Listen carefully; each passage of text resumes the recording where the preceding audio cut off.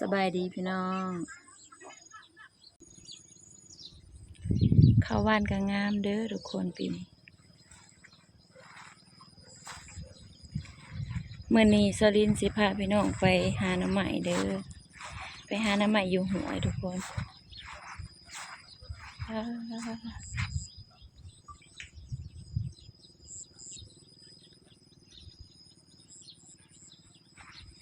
สิเบิดสมัยดำนาแล้วพี่น้องมีแต่ผู้หวานเนาะปีนี้นะหวานหลายสลินนะ2 ถุงนะหวานเบิด2 ถุงเด้อทุกคน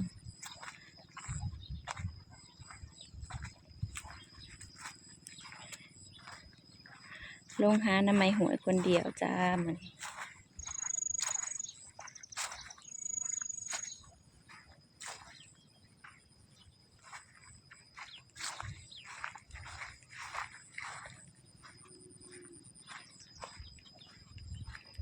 งามหลายทุกคน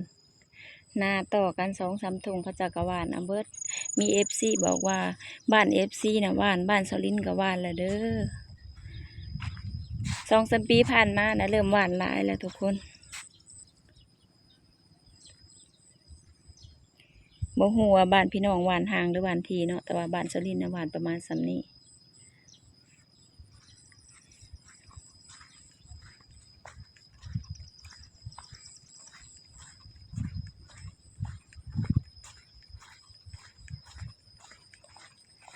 เดี๋ยวเขาสิลงไปหาหน่อไม้อยู่หัวเนาะทุกคนเพราะว่าเขาเจ้ายากเวียกดำหน้าผู้ดำหน้าก็ยังมีอยู่เด้อ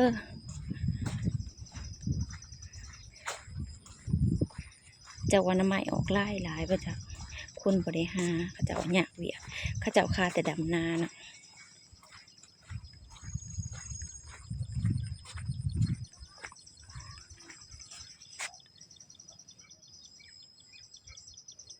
น้ำก็ยังหลายนะทุกคนข้าวหวานนะพี่น้องผู้ใดที่หวานพุ้ยห้องพื้นนะงามทุกคนตัวนี้เนี่ยบริวานพุ้ยห้องพื้นพี่น้องและหน้าทงนี่เนี่ยเขาเจ้าหวานพุ้ยห้องพื้นนะงามเลยพี่น้องหวานพุ้ยห้องพื้นกับบริวานพุ้ยห้องพื้นนี่ต่างกันหน้าทงนี่เขาเจ้าคนละผู้เจ้านะบ่แม่นผู้เจ้าเดียวกันนะทงนี่บริวานพุ้ยห้องพื้นนะใบเขาสีแหลมติดอยู่แต่ว่าส่วนที่บ้านพุ้ยห้องพื้นนะใบเพิ่นสีเขียวงามทุกคนต่างกันเนาะ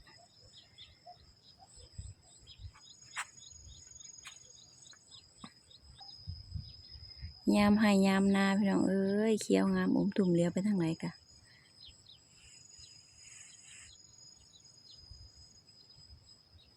มีแต่หน้าหวานเบิดเลยแถวนี้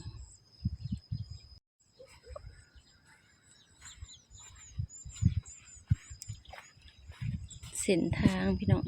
เส้นทางลงนาหลุมสลินเดี๋ยวสิไปให้พี่น้องเบิ่งทีหน้าที่สลินหวานเองเนาะ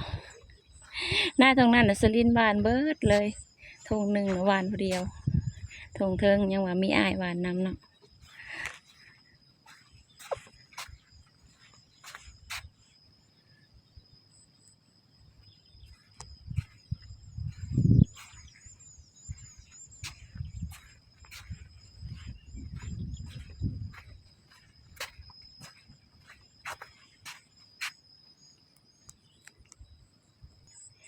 นี่มาหอนแล้วทุกคนหน้าทงลุมที่สลินหวานทงนี่สลินหวานเองหมดเลยทุกคนบู๊ออกห่างหลอกทีเนาะบางไห่ก็ออกห่างพี่น้อง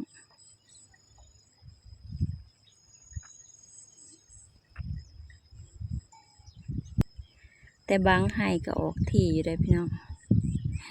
ขังแหลกบ่เคยหวานเขาจ้าเถื่อแต่ว่าเห็นอ้ายเพิ่นหวานคนเดียวแล้วก็เลยลงมาซอยเพิ่นเนาะกำลังย่างมาหอดเทียงอีพอนะทุกคนเดี๋ยวสิไปแวะขอกินข้าวน้ำเพิ่นเนาะเพราะว่าสลินยังบ่ได้กินข้าวเช้าที่ไปปั่นข้าวน้ำเพิ่นจักหน่อยเนาะย่างขึ้นมาบ่ฮอดบ่มีแนวกินแล้วก็เลยบ่ได้กินข้าว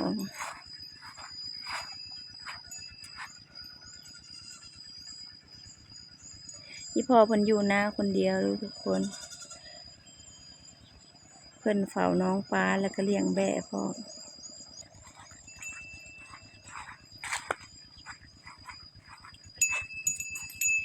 แบะเพิ่นก็หลาย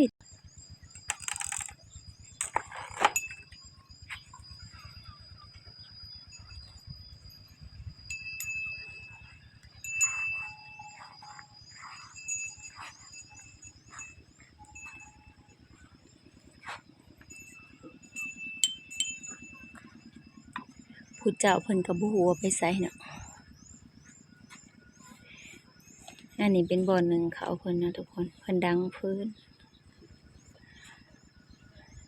ป้าแบกนี่แต่ตัวงามๆพี่น้องหลาย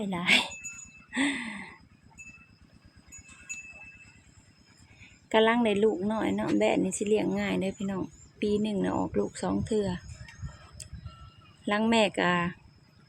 ออกลูกเทื่อหนึ่งก็ได้2 โตเนาะแล้วเพิ่นก็ลายไว้นอนอยู่ขอบกูก็มี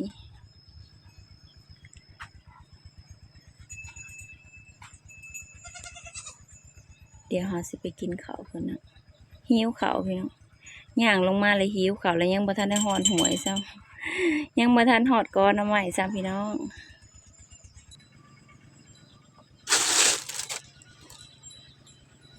เห็นแนวกินเพิ่นเนาะปิ้งสิ้นหลอด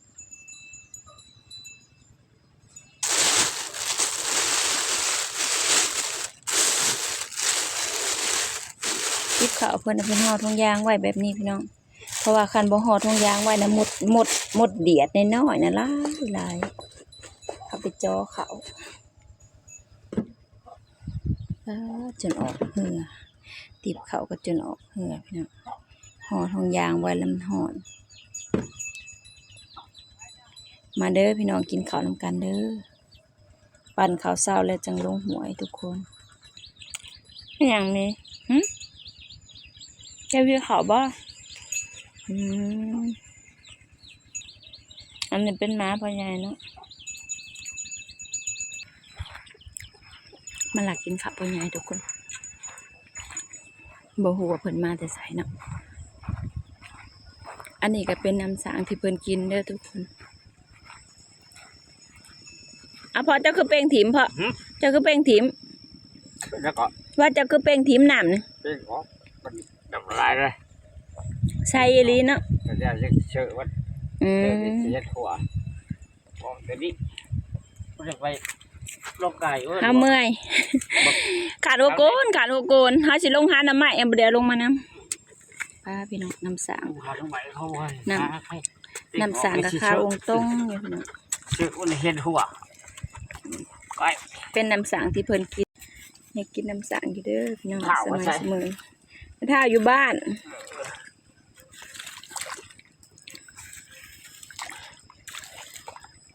ว่าลุงว่าท่านว่าลุง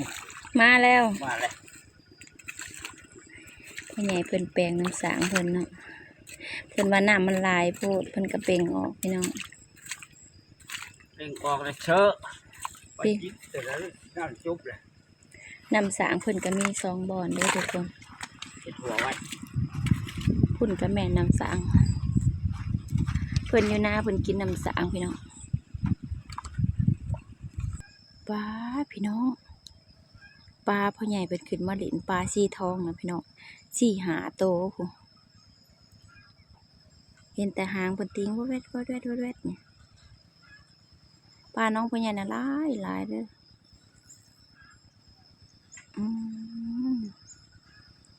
ตัวใหญ่พี่น้องเอ้ยเห็นแต่ขี้เพิ่นเทียดนี่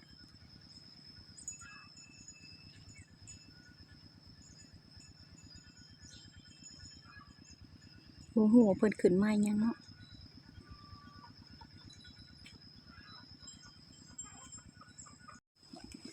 หลังจากกินข้าวอิ่มแล้วก็สิลงหวยเด้อพี่น้องมันหลักกินข้าวอีพอหิวข้าวเองเพื่อสิย่างลงหอดหวยเนาะทุกคน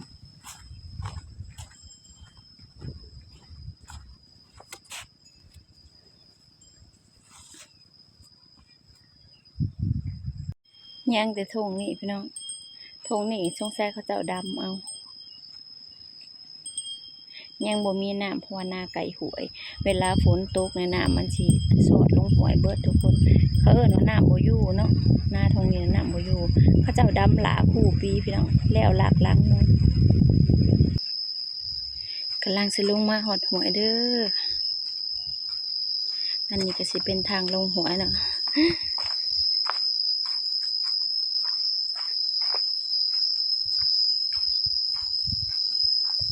เดี๋ยวเห็นกอหน่อไม้แล้วพี่น้องป้ามื้อนี้มาคนเดียวสงสัยสิไปบ่ไกลปานใดมาคนเดียวบ่ย่านอยู่พี่น้องแต่ก็ยังใครอยู่ใกล้เทียงหมู่เพิ่นเทียงใกล้ๆนี่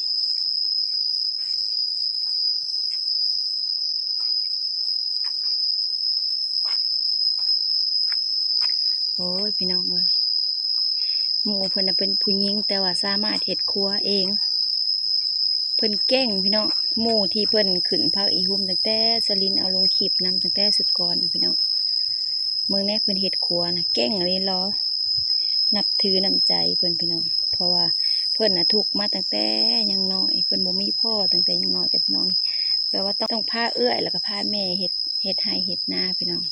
รถไถเพิ่นก็ขับเองเป็นต้นพะอีหุ่มต้นสูงๆเพิ่นก็ขึ้นเนาะเพิ่นขึ้นได้ที่ว่าเพิ่นเก่งเลยพี่น้องเดี๋ยวเฮาสิไปย่างเบิ่งทุกคน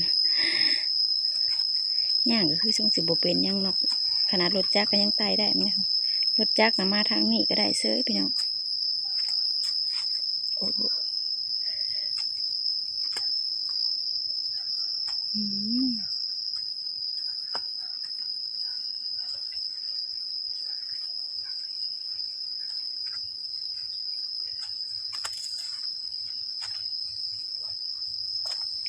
ขามมาได้แล้วทุกคนขามก็ง่ายอยู่พี่น้องสบายมาหอดก่อนหน่อไม้เลยเด้อเดี๋ยวฮอดสิไปหาหน่อไม้เนาะ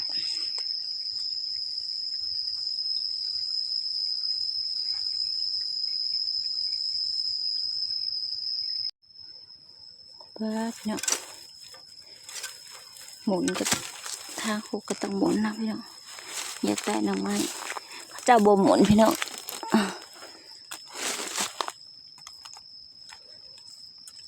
แต่ว่าสลิดเลี้ยวเข้ามาเลยเห็น2 อันก็เลยหมุนเข้ามาเอา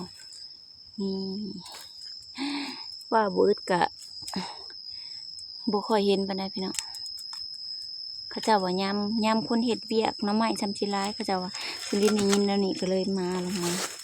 เดี๋ยวเฮาสิมาหาเบิ่งเนาะว่าอึดหรือสิบ่อึดคือคำเขาว่าอยู่บ่ก็1 3 ดวงพี่น้อง3 เหี่ยวป้าก็จะบ่หมุนสลินหมุนได้ผู้มักหมุนนี่ได้เนาะที่จริงนะพี่น้องน้ำไหม้หัวนี่สลินว่ามันแซ่บกว่าน้ำไหม้กอน้ำไหม้กอเนี่ยมันสีแข็งแต่น้ำไหม้หัวนี่เวลาเอาไปแกงอ่อนพี่น้องอ่อนรวยๆสลินบ่อยากน้ำไหม้กอนะน้ำไหม้อันที่เขาปลูกเองนะพี่น้องอันนี้น้ำไหม้หัวน้ำไหม้ขี้ดินทรายเลยสิอ่อนแกงกับแซ่บได้แล้วนอหนึ่งพี่น้องได้นอใหญ่ๆแบบนี้นะประมาณ4 อันหรือว่า3 อันก็พอแกงทุกคนป้าบังเนาะแกงนี่เป็นแต่แซ่บเอาไปแกงนะพี่น้องนอใหญ่ตอนซับสิบ่ได้ซับให้พี่น้องเบิ่งเด้อเพราะว่ามาคนเดียวบ่มีตากล้องทุกคน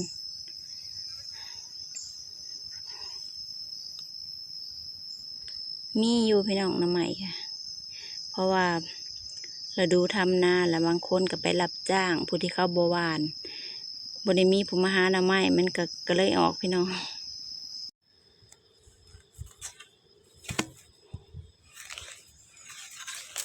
ก็ได้กับโป้ยก็จะซับนะพี่น้องสลินก็มาเพาะอีกนอหนึ่ง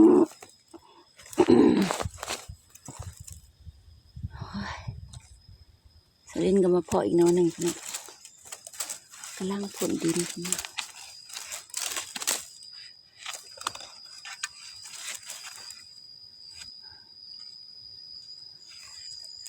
นี่พี่น้องเดี๋ยวสิซับเนาะได้3 กระตูดพี่น้อง ซื้อลิ้นบ่พอแล้วแหละได้หลายเติบแล้วพอแกงนะทุกคนเดี๋ยวเขาสิเมื่อนะบัดนี้อันนี้สิเป็นหน้าหมูนะทุกคนหน้าหมูเพิ่นกะหวานนะเบิดหน้า2 ถุง 3 ถุงเพิ่นกะหวานนะเบิดเนาะกอหน่อไม้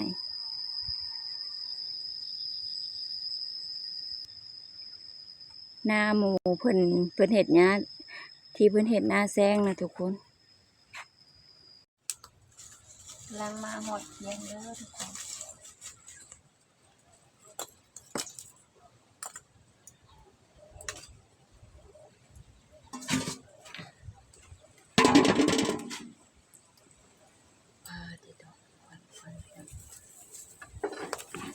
น้ำใหม่ก็ได้หลายเติบทุกคนเดี๋ยวเขาสิมาปอกน้ำใหม่เนาะ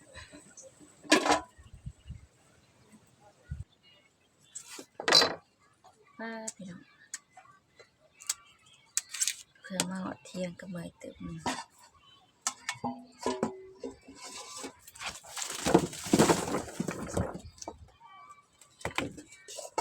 แกงน้ำใหม่หวยน้ำมัน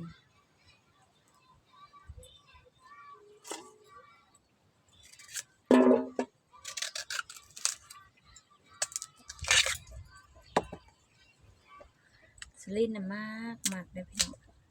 น้ำใหม่หวยเนี่ยอ่อนแซ่บแกงลูกจ้อยลงมาเนี่ยเพิ่นมักสิไปซับน้ำใหม่อยู่ก่อนเนาะพี่น้องเพราะว่าอยู่เวียงนะพี่น้องเพิ่นว่าเขาเจ้าขายน่ะแพงถุงละ20,000ถุงหนึ่งก็บ่ได้หลายดอก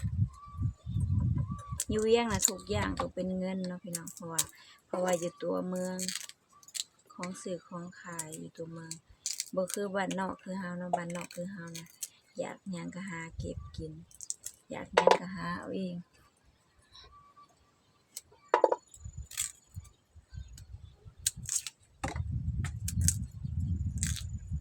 มาเด้อพี่น้องกินแกงหน่อไม้นำกันเด้อแกงเที่ยงเนาะพี่จันเพิ่นก็ไปลูกกะซอยสยิงมื้อนี้สลินบ่ได้ไปมื้อนี้สลินเมื่อยลูกซักมื้อแล้วพี่น้องก็เลยเมื่อยขอพักผ่อนก่อนเดี๋ยวมื้ออื่นไปสู่ต่อเนาะพี่น้อง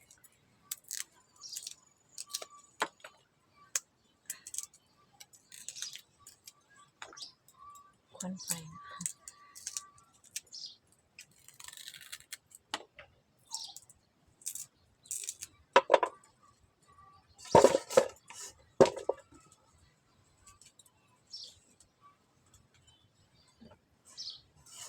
ดำ3 มื้อก็เมื่อยแล้วแหละเอาว่าพี่น้องเอ้ย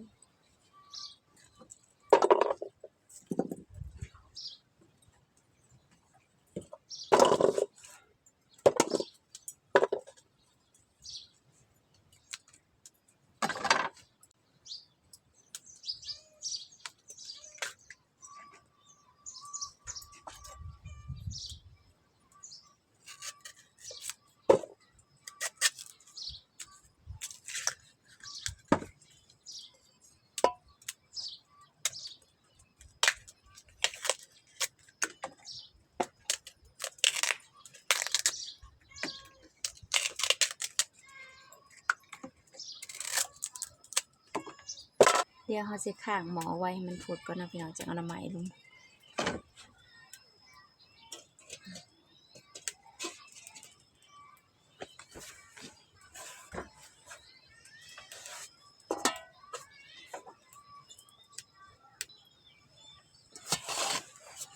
แล้วจ้าได้บักหลายหนึ่งพี่น้องเพื่อไปจักในแห้งลายทุกคนเดี๋ยวเขาจะไปจักต้มนะพี่น้องบัดนี้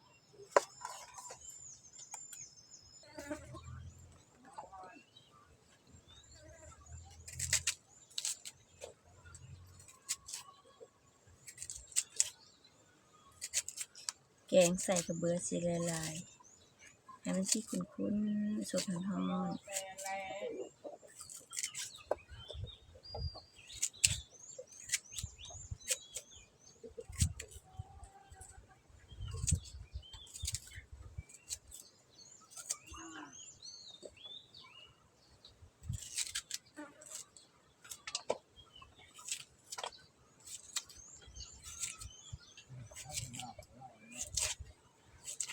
ย่ามน้ำใหม่ออกเลยทุกคน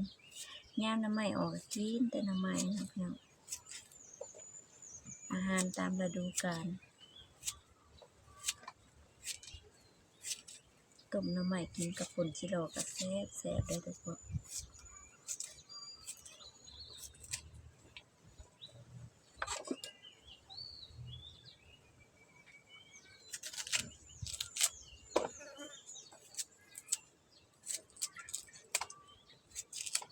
แล้วตอนนี้ใหญ่ทั้งแซ่บน้ำใหม่หัวนี่จืดไว้ได้ทุกคนเวลาเขาต้มนะหมอปวดห่มแล้วก็แกงลูกถ้าเป็นน้ำใหม่เซ่หรือว่าน้ำใหม่กอเขาในที่ต้มโดนน้ำเพิ่นก็เลี้ยงฉะนั้นจืดนักนะ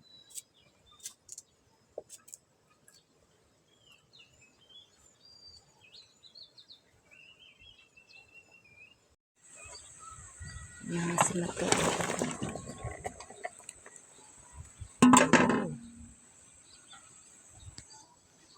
ลายตึกเด้อทุกคนเครื่องหม้อโอ้ยโอ้แมวนะ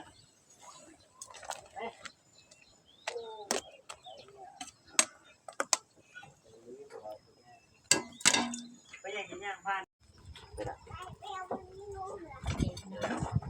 เดี๋ยวเขาจะมาตำก่อนนะ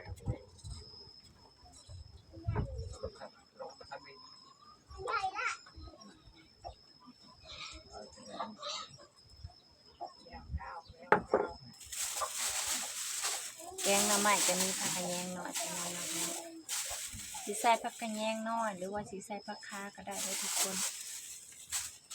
แล้วแต่ผู้มากเนาะผักคาเนี่ยจะแสบไปอีกแบบผักกระแยงน้อยนี่เวลาใส่ผักกระแยงน้อยสีหอม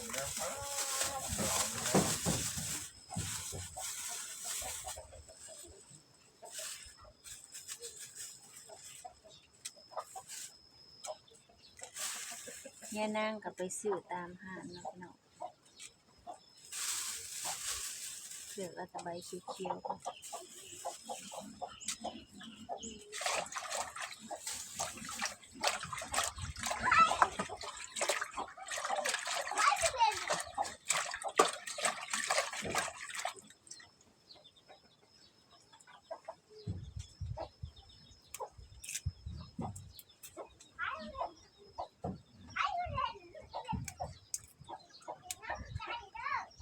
สงสัยว่าหิวเขาแล้วพี่น้อง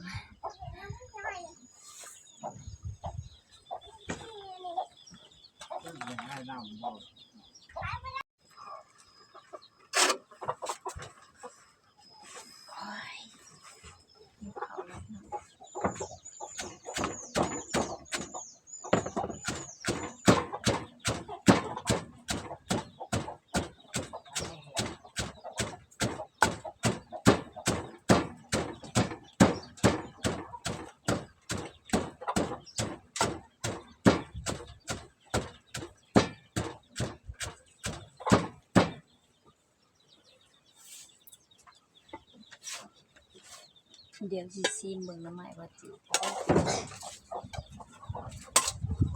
น้ำก็ไปใหญ่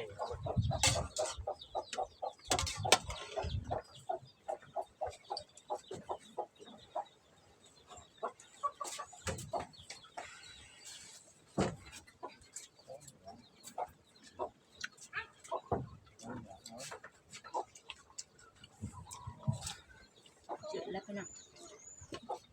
เดี๋ยวสิได้แกงดังท่านก็ยังบ่ทอใส่ฟืนเนาะบ่ทันใจดังท่านท่านดังฟืนมันดุว่า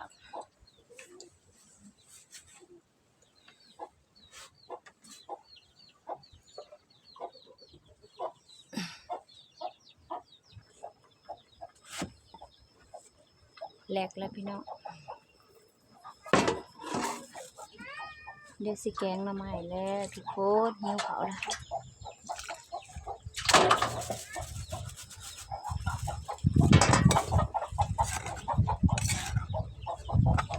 แกงใส่น้ำข้าวเบื่อหลายๆ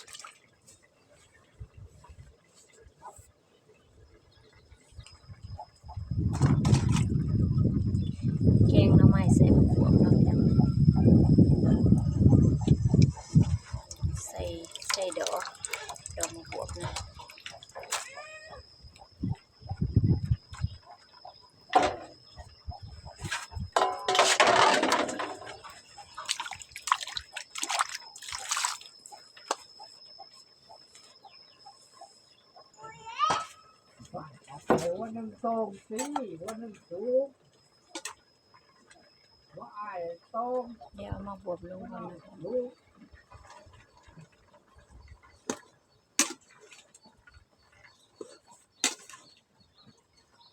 โตถูกก็ได้แล้ว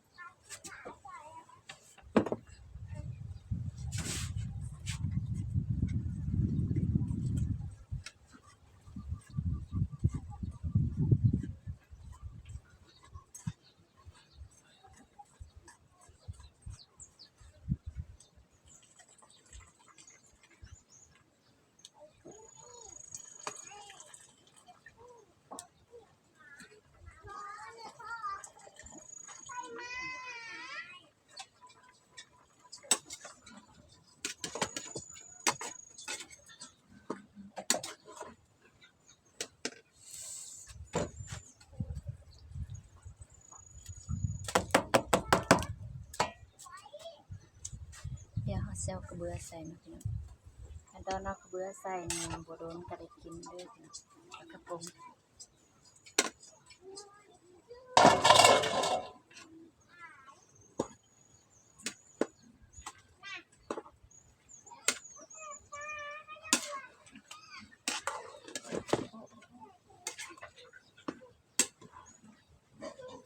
เกือบความเกือบบริกิน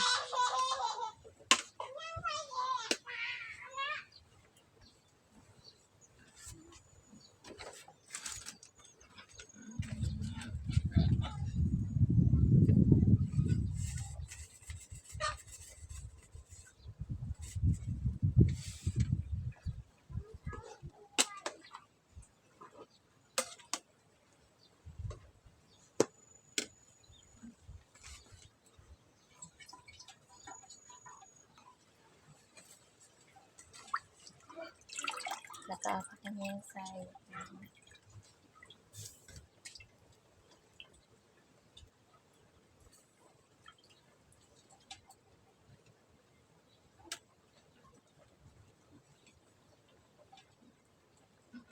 แยงบุกกับมือกับมือ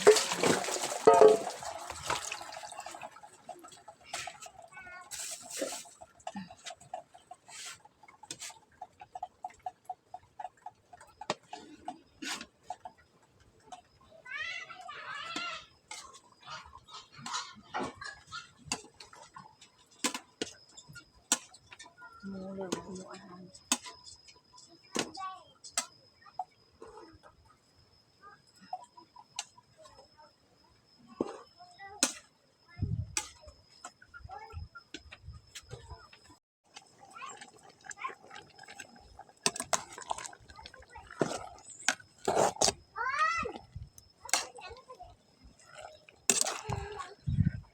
ไก่ซีซุกแล้วเด้อพี่น้อง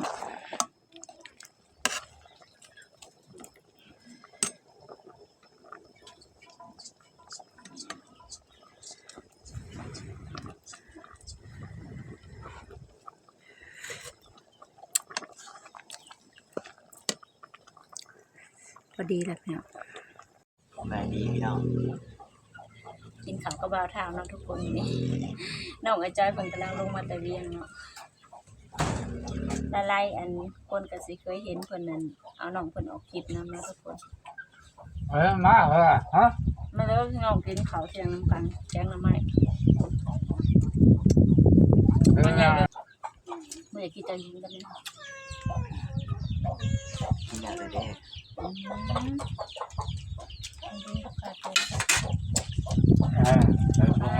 แกงใหม่ใบเอาแซ่บๆใหม่ๆสดๆพ่อใหญ่เพิ่นสิมักเว้าว่าสดพมฮ้อนฮ้อนพมเมาพุ่นว่า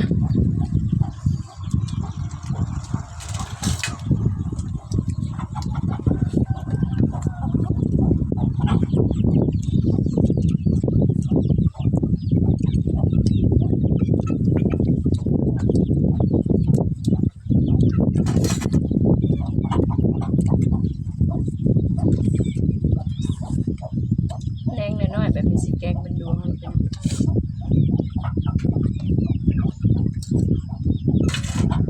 เป็น ต่อนี่